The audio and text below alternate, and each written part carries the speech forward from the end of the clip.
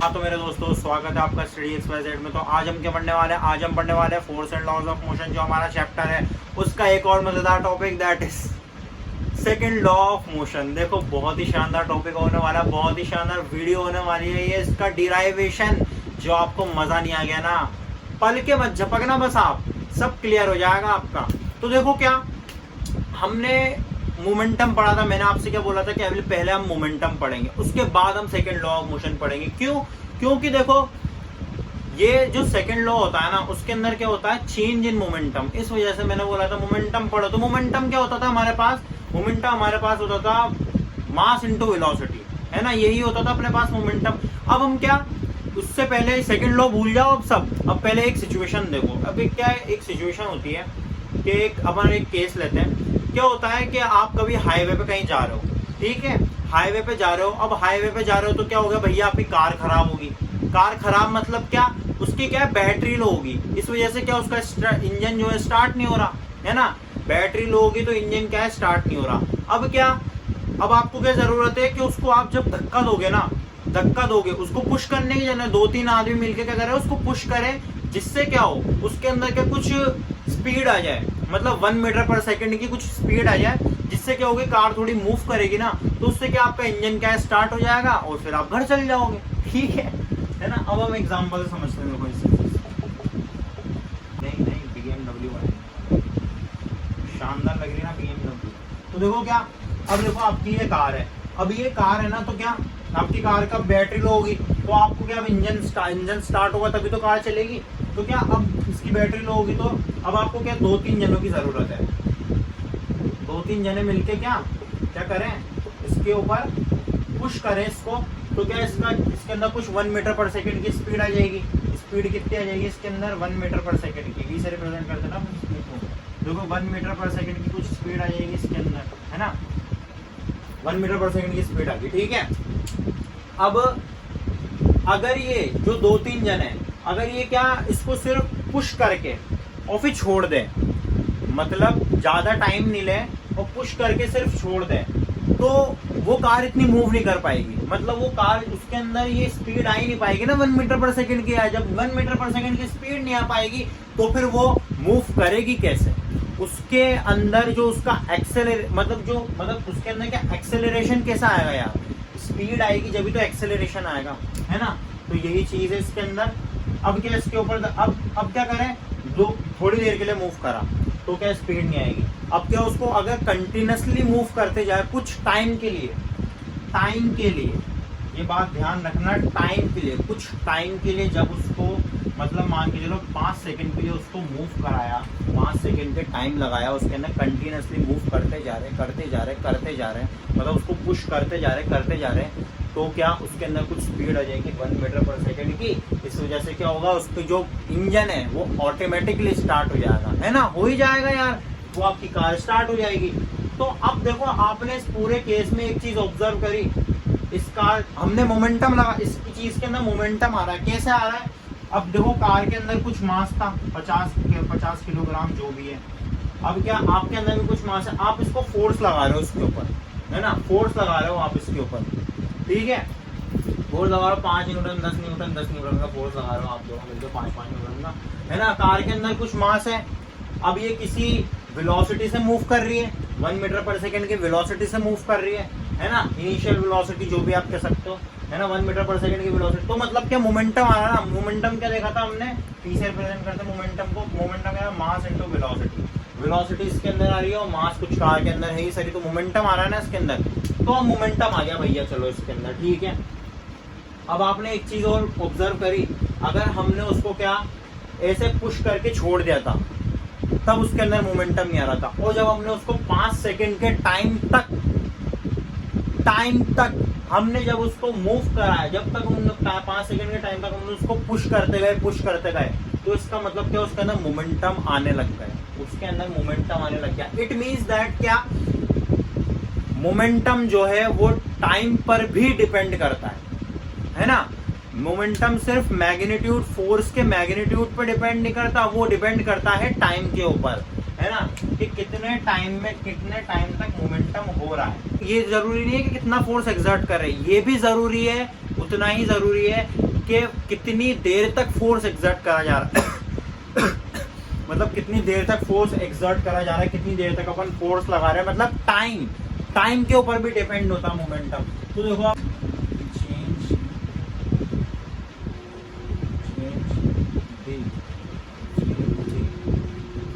Momentum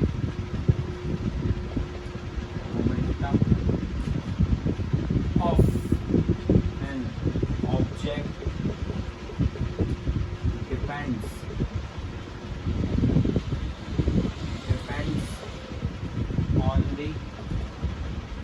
on the time rate, depends on the time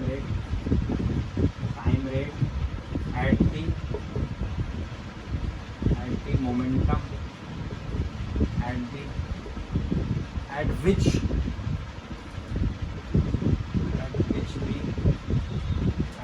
the momentum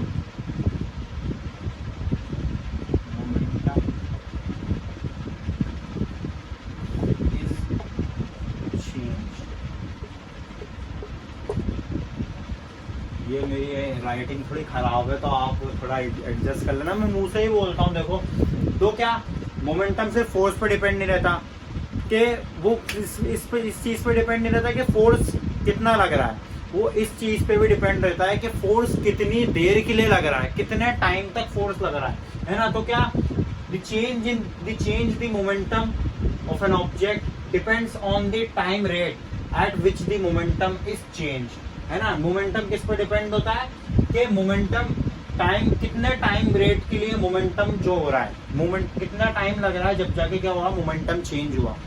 तो क्या अपन ऐसे कह सकते हैं, अब देखो क्या मैथमेटिकल फॉर्मुलेशन करेंगे अपन, सेकंड लॉ ऑफ मोशन है। अब यहाँ से सेकंड लॉ ऑफ मोशन आने वाला है। कैसे, देखो second law of motion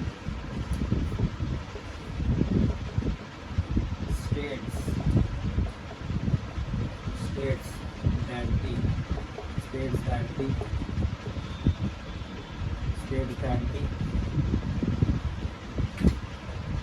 rate of change of momentum rate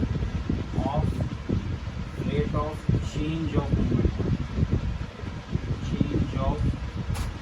momentum states that the rate of change of second law of motion यही होता है। अब देखो आपको एक कॉमन चीज नहीं लग रही, rate of change of momentum, जैसे कि अपन ने वो पहले नहीं पढ़ा था कि एक्सेलरेशन, उसके rate of change of velocity, उसी तरह के rate of change of momentum, मतलब rate of change of momentum. Rate का मतलब तो आप समझ ही गए होंगे, रेट का मतलब क्या, डिवाइडेड बाय टाइम बोल रहा हूं मैं। और चेंज ऑफ मोमेंटम मतलब क्या, final momentum minus initial momentum, है ना। इनिशियल मोमेंटम क्या, वैल्यू याद रखना, इनिशियल मोमेंटम क्या, मोमेंटम की, ये मोमेंटम का मैं m इन शॉर्ट m लिख रहा हूँ मैं, बस है ना, आप पूरा लिखना मोमेंट। इनिशियल मोमेंटम क्या, mu, और फाइनल मोमेंटम क्या,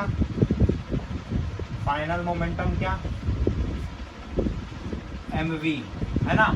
इनिशियल और फाइनल, है ना, ठीक है। अब क्या, rate of change of momentum है ना, देखो क्या, फोर्स जो हम उसके ऊपर फोर्स लगा रहे हैं, फोर्स का डायरेक्टली प्रोपोर्शनल होता है final momentum minus initial momentum, ठीक है। अब कितने चेंज ऑफ मोमेंटम तो हमने लिख दिया, अब rate of change of momentum कैसे लिखेंगे, force is directly proportional to final momentum minus initial momentum divided by time.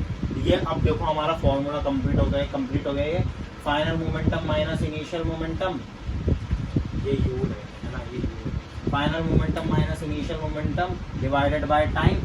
और अब क्या, अब हम इसके अंदर से ना वो m कॉमन ले लेते हैं, ठीक है। m कॉमन ले लिया अपन ने, फाइनल माइनस इनिशियल और डिवाइडेड बाय टाइम। अरे भैया यार ये चेंज इन वेलोसिटी ऐसा कुछ तो नहीं आ रहा, चेंज मतलब क्या, एक्सेलरेशन चेंज इन वेलोसिटी, है ना, वेलोसिटी की और ही चेंज हुई है, फाइनल माइनस इनिशियल एक्सेलरेशन। हाँ यार ये एक्सेलरेशन ही है यहाँ पे, अगर आप इसको चाहो इन शॉर्ट ये final minus initial divided by time, आप इसको एक्सेलरेशन में लिख सकते हो, है ना। Force is directly proportional to ma, है ना।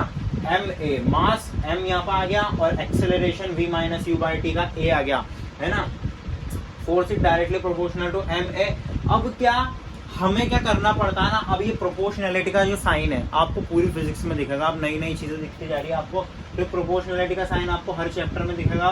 अब क्या ये प्रोपोर्शनैलिटी का साइन को अपन को हटाना और इसकी जगह अपन को ये इक्वल का साइन लगाना है। तो कैसे हटाएंगे अपन इस प्रोपोर्शनैलिटी के साइन को, तो क्या अब हमारे पास फॉर्मूला क्या आ गया, अपने पास फॉर्मूला हो गया force is directly proportional to M a. अब हमें क्या है प्रोपोर्शनैलिटी के साइन को हटाकर हमें इक्वल का साइन लगाना है, और अगर हमें इक्वल का साइन लगाना है तो हमें क्या लगाना पड़ेगा, के लगाना पड़ेगा, के एम ए। के क्या है यहाँ पे, के है यहाँ पर कांस्टेंट, है ना, कांस्टेंट है अपने पास के अपने पास कांस्टेंट है, ये मास है और ये एक्सेलरेशन है, ठीक है। अब हमें क्या, अब यार ये के यार अच्छा नहीं लग रहा है यार इसके पास, है ना, के अच्छा नहीं लग रहा, तो हमें अब के कैसे हटाएंगे अपन, एग्जाम में क्वेश्चन आ जाता है के force is equal m a, और अब वो बोल देते हैं कि के साइन को हटाओ, तो के हमें कांस्टेंट, हमें मजबूरी थी के इस वजह से लगाना पड़ा क्योंकि हमें प्रोपोर्शनैलिटी का साइन हटाना था। अब तुम बोलोगे भैया ऐसे रब करके यूं के यूं लगा देते ना, नहीं, ये गलत हो जाएगा, ये गलत हो जाएगा। अपन को के लगा दिया अपन ने कांस्टेंट, अब इस कांस्टेंट जो के है अब अपन इसको हटाना पड़ेगा, तो कैसे हटाएंगे अपन। अब क्या हम एक केस लेते हैं, हमारे पास फॉर्मूला आ गया फोर्स का, के m a, force is equal to के एम ए, ये फॉर्मूला आ गया अपने पास। अब क्या, ये हमारी पहली इक्वेशन बोल देते हैं अपन इसको, है ना, ये हमारी क्या, ये होगी हमारी पहली इक्वेशन।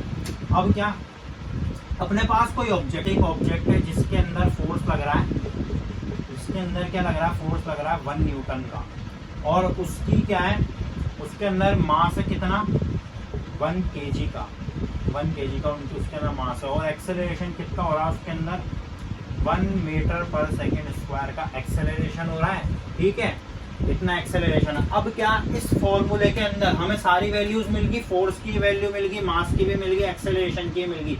अब हम क्या करते हैं, ये सारी वैल्यूज इस फॉर्मूले के अंदर पुट कर देते हैं।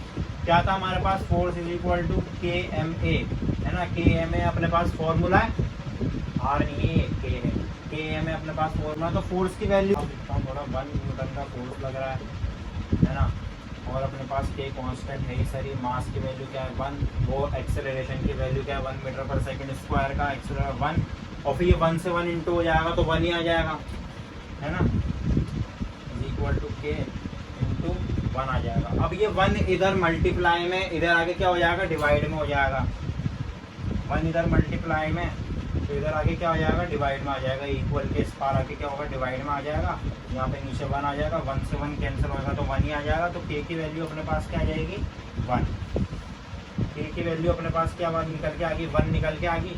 अब ये जो के की वैल्यू आई है इसको अपन क्या कहते हैं, इक्वेशन, दूसरी वाली इक्वेशन कहते हैं। तो अब हम क्या करेंगे, ये दूसरी वाली इक्वेशन की जो हमारे पास वैल्यू आई है, इस दूसरी वाली इक्वेशन को अपन पहली वाली इक्वेशन में पुट कर देते हैं। पहली वाली इक्वेशन क्या थी अपन की, फोर्स इज इक्वल टू के एम ए।